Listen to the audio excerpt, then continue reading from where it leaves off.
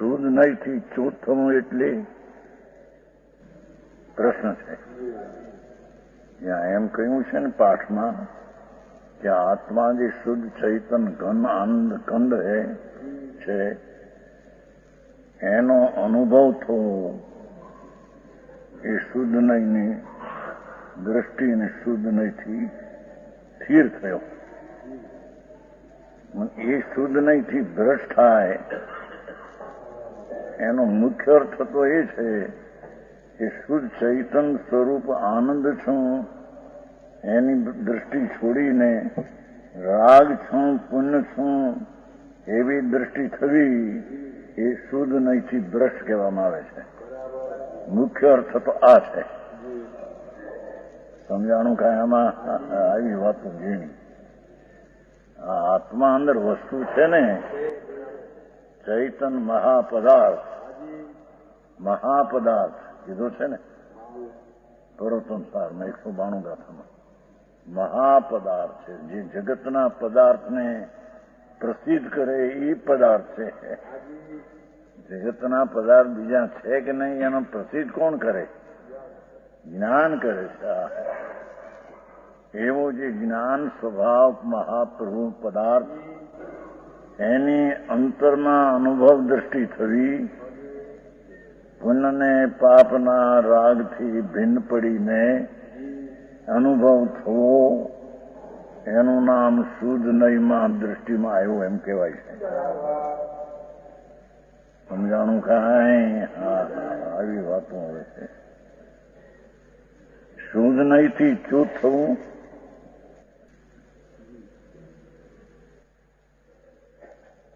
હું શુદ્ધ પવિત્ર જ્ઞાતા દ્રષ્ટા છું એવા પરિણમનથી છૂટીને અશુદ્ધ રૂપે પરિણમું તે મિથ્યા દ્રષ્ટિ બની જવું તે સમજાય છે કાંઈ? આત્મા ચૈતન સ્વરૂપ, આત્મા અતિન્દ્રિય આનંદ સ્વરૂપ પ્રભુ છે. આત્મા એવા અતિન્દ્રિય આનંદના સ્વરૂપનો સમ્યક દર્શન દ્વારા અનુભવ થવો, પુણ્યને પાપના રાગથી ભિન્ન પડી અને સ્વરૂપના વેદનમાં આનંદના વેદનમાં આવવું એનું નામ શુદ્ધ નહીં ગ્રહણ કરી એમ કહેવામાં આવે છે.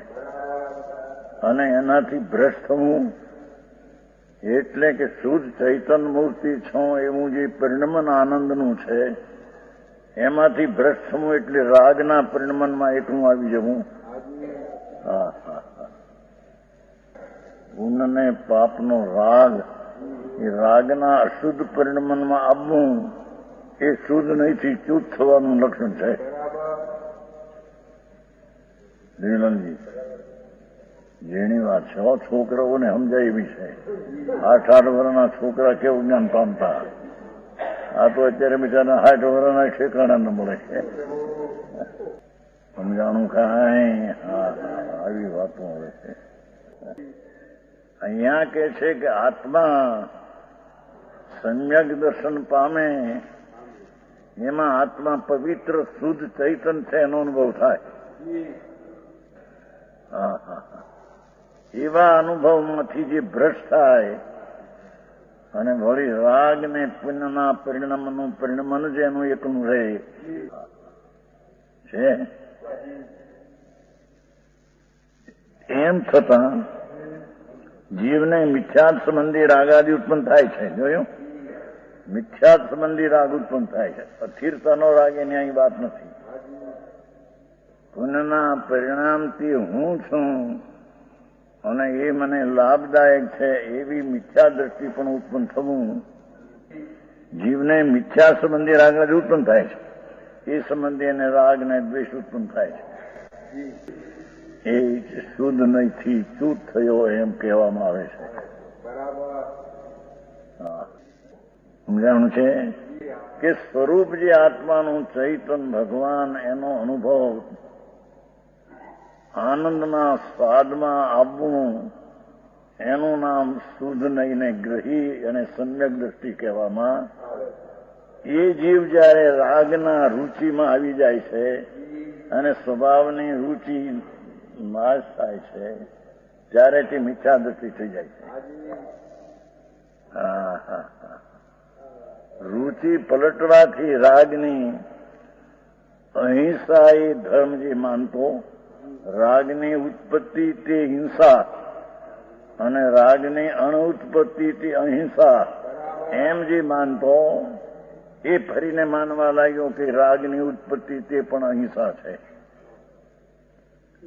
પરની દયા પાળવી, પરને સુખી કરવાનો ભાવ કરવો, બીજાઓને સગવડતા આપવી એવો જે ભાવ એ ધર્મ છે એમ એ માનવા લાગ્યો. એ હિંસામાં ધર્મ અહિંસા માની એ સ્વરૂપથી ભ્રષ્ટ થઈ ગયો છે. એથી એને જૂના કર્મબંધનું કારણ થાય છે. આ રીતે અહીં શુદ્ધ નહીંથી ચૂત થવાનો અર્થ શુદ્ધતાના ભાનથી ચૂત થવું, શુદ્ધતાના જ્ઞાતા દ્રષ્ટાના ભાનથી ચૂત થવું અને રાગની એકતા રૂપે પરિણમન થવું એવું અહીંયા શુદ્ધ નેના ચૂતનો અર્થ છે. સમજાય છે કાંઈ?